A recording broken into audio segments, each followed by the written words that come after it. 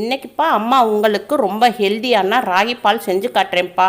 ராகி இந்த மாதிரி சாப்பிட்டா ரொம்ப நேரம் பசிக்காது, பசி தாங்கும், வெயிட் லாஸ்க்கும் ரொம்ப ஹெல்ப் பண்ணும்ப்பா. வாங்க எப்படி செய்யலான்னு பார்ப்போம். இப்போப்பா அம்மா ராகி எடுத்திருக்கேன். இப்போ இதில் ஒரு 4 ஸ்பூனு இதில் ராகி போட்டுக்குருவோம். 1 2 3 4 ஸ்பூன் ராகி போட்டுக்கிட்டோம். இப்போ இதில் தண்ணி ஊற்றிக்கிடுவோம். இதை நல்லா பிசைஞ்சு விட்டு நல்லா கழுவிடணும். நல்லா கழுவி ஒரு 3 தடவை கழுவிட்டோம்னா நல்லா உம்மிலாம் வரும், உம்மி டஸ்ட்டு எல்லாம் வரும். அதை கழுவிட்டு நம்ம இதை நைட்டு ஃபுல்லாக ஊற வச்சிடணும். நம்ம தூங்க போகிறதுக்கு முன்னாடி நம்ம இப்படி ஒரு 4 ஸ்பூன் போட்டு வச்சிட்டோம்னாக்க நல்லா ஊறிடும். நல்லா வாஷ் பண்ணிவிட்டு நல்லா ஊற வச்சுருக்கேன். நைட் ஃபுல்லாக ஊறிடுச்சு. இப்போ இதை நம்ம மிக்ஸி ஜாரில் மாற்றிக்கணும். தேங்காய் எடுத்திருக்கேன். இந்த அளவுக்கு தேங்காய் எடுத்திருக்கேன். நான் 2 ஆளுக்கு சாப்பிட்ற மாதிரி இந்த தேங்காய் எடுத்திருக்கேன். இப்போ இதை சின்ன சின்னதாக இதோட ராகியோட கட் பண்ணி போட்டுக்குருவோம். கொஞ்சமாக தண்ணி ஊற்றிக்கிறோம். இப்போ இதை போய் உங்களுக்கு மிக்சியில் நல்லா மாவாக அடித்து கொண்டு வரேன். நல்லா அடித்து கொண்டு வந்திருக்கேன். கொஞ்சம் தண்ணி ஊற்றி நல்லா அடித்து கொண்டு வந்திருக்கேன்ப்பா. நல்லா பாருங்கள், நல்லா இந்த மாதிரி நல்லா நைஸாக அடிச்சிருச்சு. நல்லா 1 2 3 இருக்குல்லப்பா மிக்சியில். 2ஆவதுலேயும் 3ஆவதுலேயும் வச்சா நல்லா அடிச்சிருது. இந்த மாதிரி அடித்தாச்சு. இதை ஒரு பாத்திரம் எடுத்துக்கிடுவோம். அப்போ நம்ம ஜல்லடை இருந்தாலும் சரி, இல்லை நான் ஒயிட் துணி எடுத்திருக்கேன், மெல்லிசானது. இது இந்த இதில் நம்ம இதை போட்டுக்கிறோம். இதை நம்ம அடித்து வச்சோம் இல்லையா, நம்ம இதில் நிறுத்துருவோம்.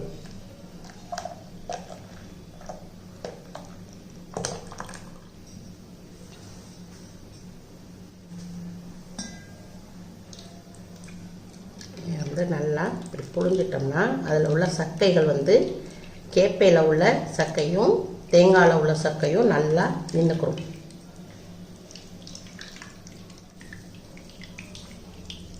இப்போ அம்மா நல்லா நிறுத்திட்டு ஒரு பிட்டு இது இல்லை பாருங்க. இது சக்கை, தேங்காவுடைய சக்கையும் கேப்பையுடைய சக்கையும் நம்ம எடுத்தாச்சு. இது நமக்கு தேவையில்லை. இதில் கொஞ்சம் நல்லா தண்ணி கலந்துக்குருவோம். தண்ணி கலந்துட்டு இப்போ கேஸ் பக்கம் போயிடுவோம். அம்மா ஒரு கல் எடுத்துருக்கிறேன்ப்பா, இடிக்கல் எடுத்திருக்கேன். இதில் ஒரு ஏலக்காய் போட்டுக்குருவோம். போதும், ஒரு ஏலக்காய் மட்டும்.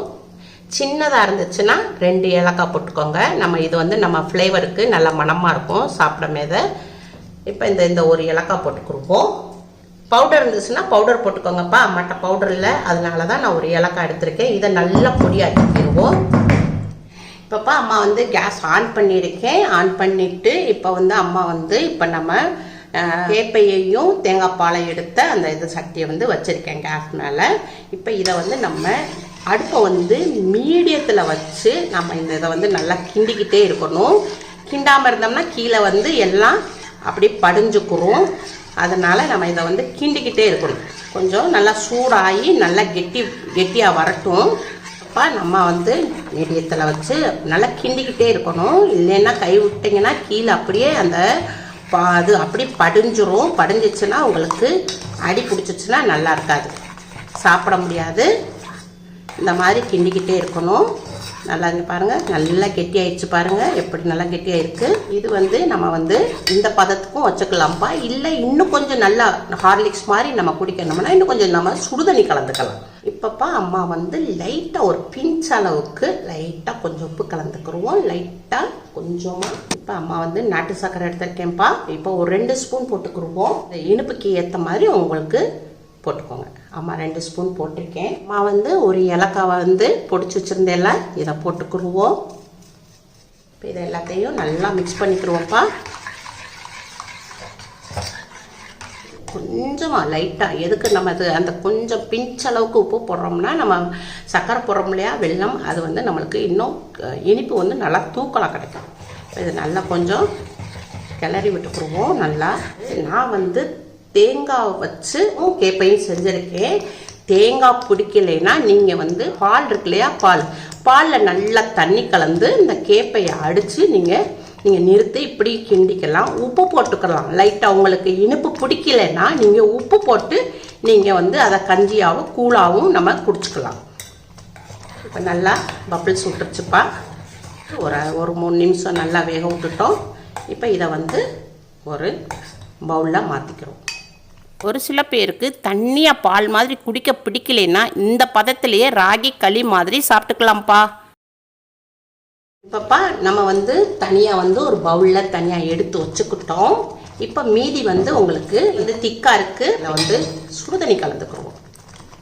நம்மளுக்கு எந்த அளவுக்கு லிக்விடாக வேணுமோ அந்த அளவுக்கு சுடுதண்ணி கலந்துக்குருவோம். இந்த ராகி பால் காலையில் 1 கிளாஸ் குடித்தா மட்டும் போதும்ப்பா. நல்லா பசி தாங்கும், ரொம்ப நேரம் பசிக்காது, வெயிட் லாஸ்க்கு ரொம்ப ஹெல்ப் பண்ணும்ப்பா.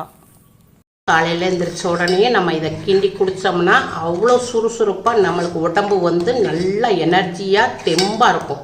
பச்சை தண்ணி ஊற்றக்கூடாதுப்பா. தண்ணி பத்தலைன்னா சுடுதண்ணி ஊற்றிக்கோங்க. அப்போ தான் அந்த டேஸ்ட் நல்லா கிடைக்கும். அவ்வளோதான்ப்பா, ரெடி ஆயிடுச்சு. இப்போ கேஸ் ஆஃப் பண்ணியாச்சு.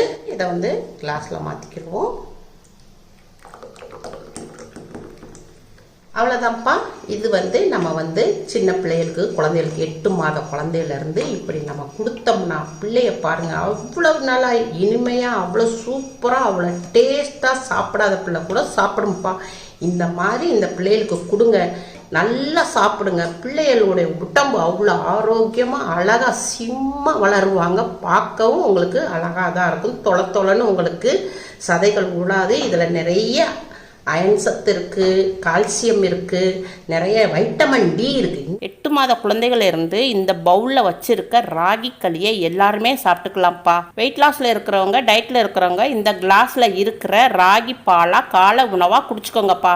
நம்ம குடித்தோம்னா நம்ம உடம்பு அவ்வளோ ஹெல்த்தியாக நல்லா சுறுசுறுப்பாக நம்மளுக்கு இருப்போம் அன்னைக்கு.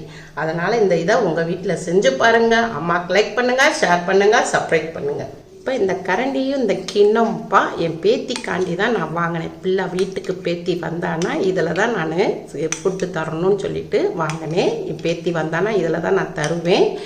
இது உங்களுக்கு வேணும்னா ராஸ் குக்குவேர் ஷாப் வச்சுருக்காங்க, அந்த கடையில் தான் நான் வாங்கியிருக்கேன்.